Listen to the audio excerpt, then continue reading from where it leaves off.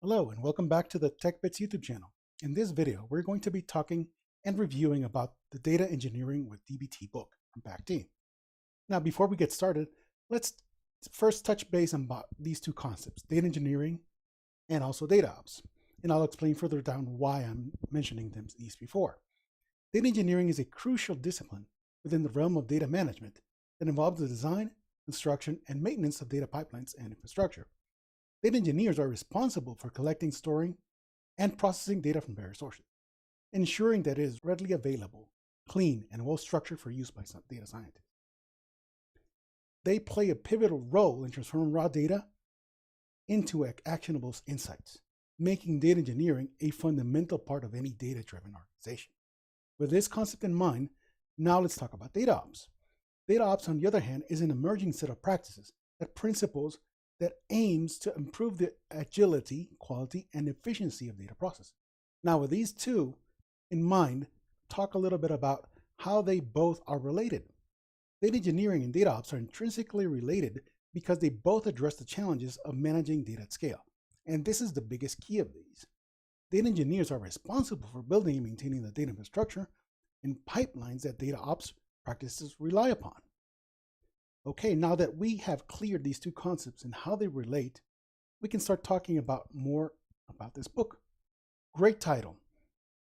And the more we delve into it, your first thing that comes into mind is it does talk about data ops, which, as you can see in the title, it is not mentioned. Of course, anybody who knows about data engineering has an idea that they are somewhat related at points in time and that they usually cross paths. Then you add to the equation DBT. So the only item I would clear is that it is a data ops book, at least from my point of view, and it should have included data ops, data engineering with DBT. But, I'm not a title reviewer, I'm just a book reviewer, so that's just my thoughts. It is a great book though. Now looking into the content, as you can see, the nice cover, you have your title page, credits, your preface. It does explain and starts with the foundations of data engineering so you get familiar with them. In the first part, it covers the basics of SQL, explaining what DBT Core and DBT Cloud are, how you can start installing, working with them, setting your accounts.